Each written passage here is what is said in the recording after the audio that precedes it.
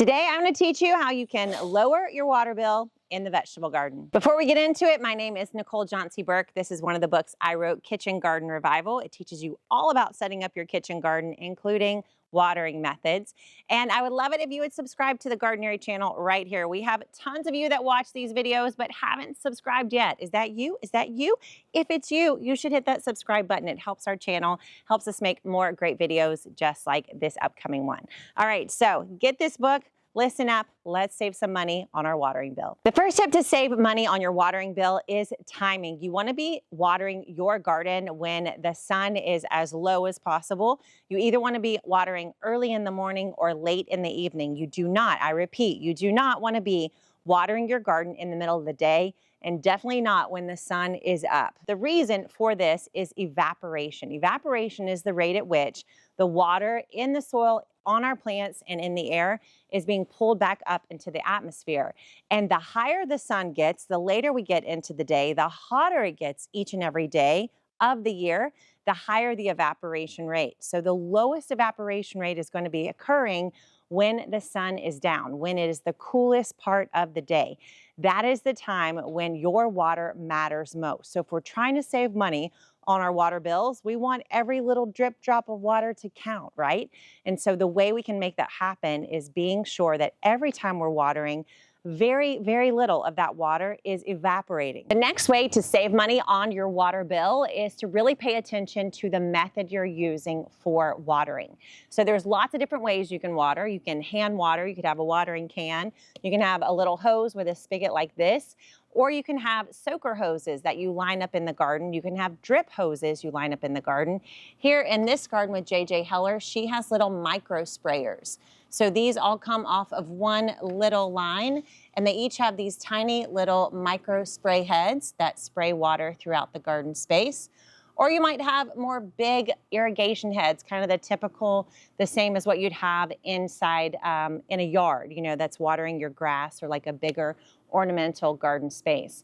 For me, I found that the best way to conserve water is either to use a drip irrigation system, where it's just dripping a little bit of water right along the root system, a soaker hose system, or these micro sprays.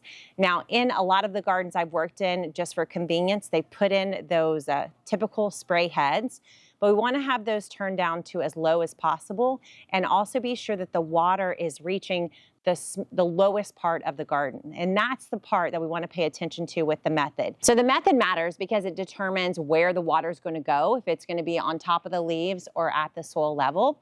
And then just following that method of where the water goes, the next most important thing, and this is the third way to save money in your garden with your water bill, is the consistency of your watering. It's the schedule of your watering. So it's one of the reasons why I like being in charge of my watering, because there's going to be days when you don't need to water. In fact, if you have an automated system, there's going to be times when you have the system going and it's rained the night before or the day before, or even while it's watering, and you're definitely going to be wasting money on your watering bill in that case. So if you're using an automated system, you want to be sure there's a sensor that knows when rain has fallen so that it turns off. And then you want to be sure that sensor actually works. And then if you're the one that's watering, don't automatically water every single day. Instead, every day, go out and do the finger test. And that's where you just put your finger about 1 inch down into the ground.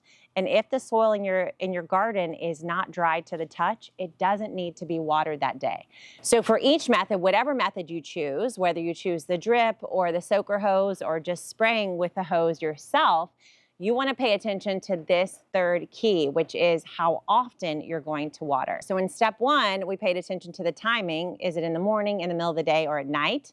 Then we talked about whether we're going to be watering at the base or on top of the plants. Even if you get those first two things right, you could still totally ruin your water bill by watering too often. And that brings us to this third key, which is being sure your consistency and how often you water is locked in. The fourth secret to lowering your water bill is probably the most important, and that is how you set up your garden in the first place. So one of the reasons why we plant so intensively here at Gardenary is for this exact reason, to have a water-wise garden that does not need a lot of water to grow and thrive. I learned this method from going to national parks. In fact, it was in a huge desert in Big Bend National Park in Texas, where it was like 105 degrees in the middle of July, and they had plants just sprawling over the desert floor. And I was like, how is this possible? No one is watering these plants. And I realized the way all these plants were surviving in such harsh conditions was that they were growing so closely together. So as they grew together, they were covering the soil. They were making the most of every spare drop in their soil so that they could stay alive and thrive together. And so you'll notice in every Gardenary garden, you're going to see plants completely covering the soil. It's not just to get maximum production, it's also to save money on water. It's to save water so that we don't spend so much water to get the production that we want from our gardens. So when you plant your garden, you want to plant the Gardenary way. You want to have large plants along the trellises. You want to have medium-sized plants along the middle or the back of the bed. And then you want to have loads of herbs and flowers and lots of leafy greens that come in and cover the soil surface. When you plant this way, you make sure that your soil is going to retain all its moisture, and you'll have to water so much less often.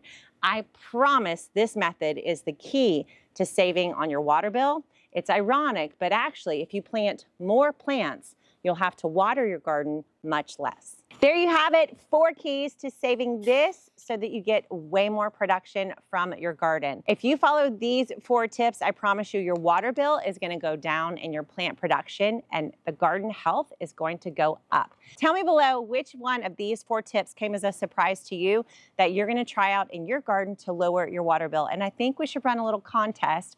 How about everybody drop the dollar amount they spent on water this past month and what state you live in. I think it would be pretty crazy to see how much we're all spending on water these days, and then let's see if we can bring our bills down together. Don't forget to subscribe to the Gardenary channel. I cannot wait to see you in the next video where I'm going to give you another big tip on how to save money and make the most of your garden space every season. See you later.